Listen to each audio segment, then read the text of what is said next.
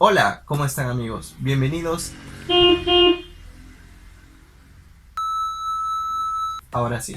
Hola, ¿cómo están amigos? Bienvenidos a este su espacio. Hoy hablaremos acerca de los evangelios apócrifos. ¿Qué son los evangelios apócrifos?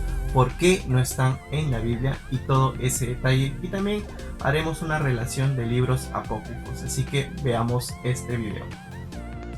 Para hablar de todos los documentos y evangelios que consideramos canónicos y por lo tanto están dentro de la Biblia, pues es importante primero preguntarse por qué estos sí están en la Biblia.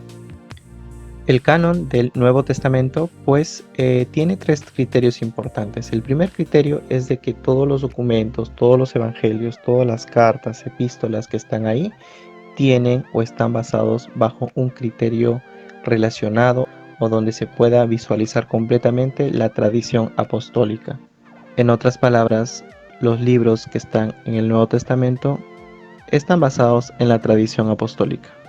En ese sentido, les invitamos a poder leer algunos documentos que también hablan sobre la tradición apostólica y pues lo podemos ver a través de los diferentes escritos de los primeros cristianos. El segundo criterio está basado en que estos documentos o provienen directamente de los apóstoles o también de una manera indirecta. Algunos documentos fueron hechos por los mismos apóstoles y otros escritos fueron instruidos por personas que eran de su confianza o que fueron escribiendo lo que los apóstoles hablaban y predicaban. El otro criterio era la aceptación común de toda la iglesia, pues estos documentos, el canon que actualmente tenemos en la Biblia, eran ya utilizadas en las asambleas litúrgicas en todas las diócesis, sobre todo las más conocidas, las de Roma, las de Antioquía, las de Alejandría, las de Jerusalén, las de Constantinopla.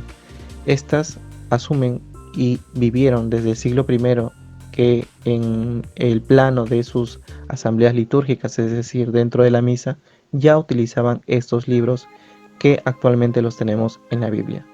Ahora bien, los libros apócrifos, y es importante saber de que la palabra apócrifo significa que, digamos, no se sabe la autoría o no se sabe el origen realmente, ¿no? Entonces, los documentos apócrifos tienen la característica de no saber exactamente si realmente lo pudieron escribir sea un apóstol o algún escritor de ellos. De hecho, dentro de este segmento de libros apócrifos hay un segmento que se llama los libros gnósticos o heréticos. Estos escritos, estos evangelios llamados gnósticos o heréticos, además de ser apócrifos, contienen contenido doctrinal que va en contra de la tradición apostólica, contienen herejías y información fuera de la historia, fuera de la tradición, fuera de la enseñanza apostólica y por lo tanto obviamente no están en el canon. Además que fueron desarrolladas a partir del siglo II o a finales del siglo I.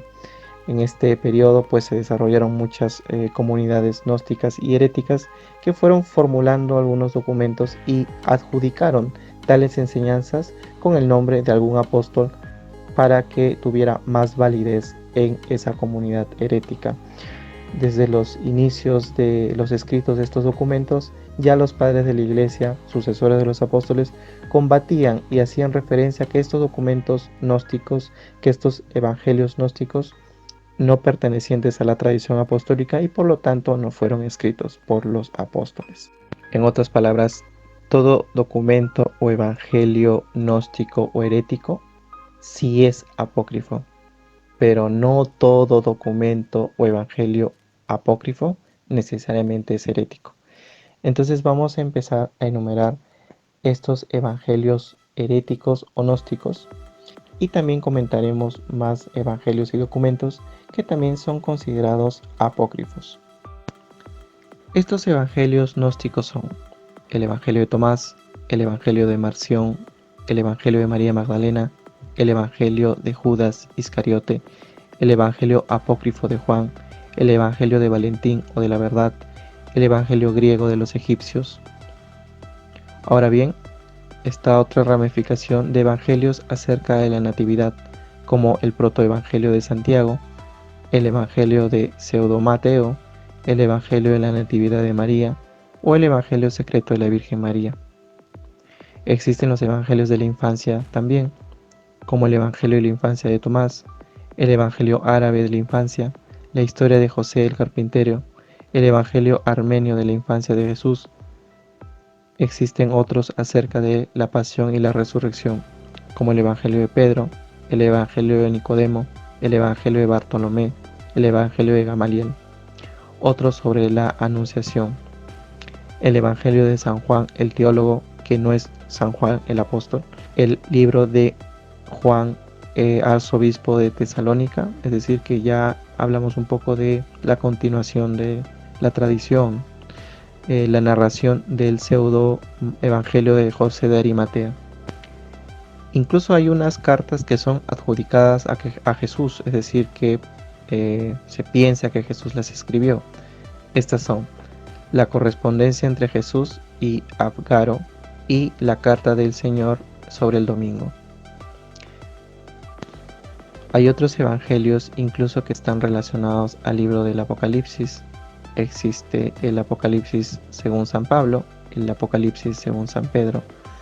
Existen otros evangelios perdidos llamados los evangelios de los hebreos, los evangelios de los ebionistas, el evangelio de los egipcios, el evangelio de la tradición de Matías, el evangelio de Tomás, el evangelio de Felipe, el evangelio de Pedro, el evangelio de Apeles, el evangelio de Judas Iscariote, entre otros.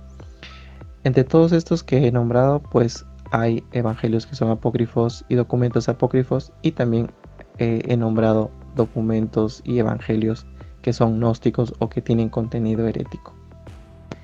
A mi opinión es importante conocerlos, saber que existen, para que no te sorprendas, porque si ves en la televisión o una noticia o un enlace que hay documentos o enlaces sensacionalistas que dicen, la Iglesia Católica te ha ocultado el secreto del Evangelio y tal, no.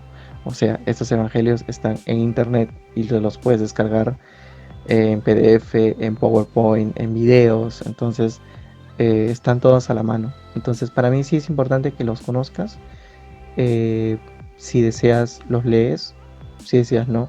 Es importante que sepas diferenciarlos y sepas diferenciar entre lo canónico, lo no canónico, y dentro de lo no canónico qué cosas se complementan con la tradición apostólica y qué cosas sí son heréticas.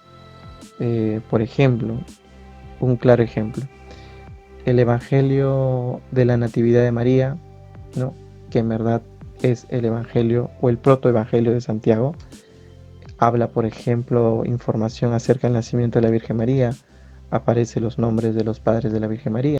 Su contenido no tiene herejías, no habla en contra de la tradición apostólica, pero tiene un contenido demasiado cargado que como que va centrándose un poco más en los personajes más que en el mismo Jesús, ¿no? No atenta contra la tradición, es complementaria a la tradición. Puede ser que sí sea el Evangelio de María o puede ser que no. La Iglesia no lo ha confirmado y por lo tanto no es canónico, pero no tiene nada herético ni es malo, ¿no?, ni nada catente contra la doctrina.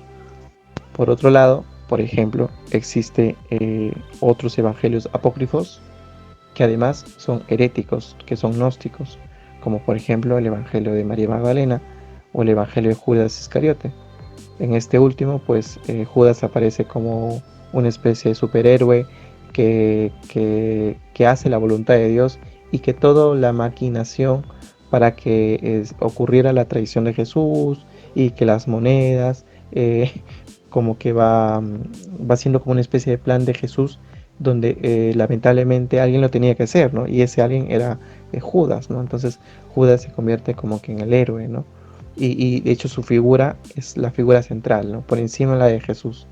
Entonces el Evangelio como que da a entender de que si no fuera por Judas, el proyecto de la salvación no se hubiera dado. Entonces, obviamente contiene un contenido fuera de la historia, ¿no?, fuera, o sea, no histórico, y además tiene un contenido gnóstico y herético, ¿no? Que atenta contra la tradición apostólica. Es importante saber las diferencias. Eh, yo, a mi punto de vista, no veo malo en leerlas, pero sí diferenciarlas y saber de que son los libros canónicos los que están en la Biblia, los que sí pertenecen a la tradición, sí fueron escritos por los apóstoles, orientados por ellos y sí tienen esa característica de antigüedad usada ya en la liturgia de las primeras comunidades. Generalmente los libros apócrifos fueron desarrollándose mucho después, fuertemente a partir del siglo II, es decir, mucho tiempo después de la muerte de los apóstoles. Si te gustó este video, regálale un like, suscríbete, coméntalo y pues escríbenos qué otros documentos o evangelios apócrifos tú conoces. Muchas gracias por acompañarnos, paz y bien.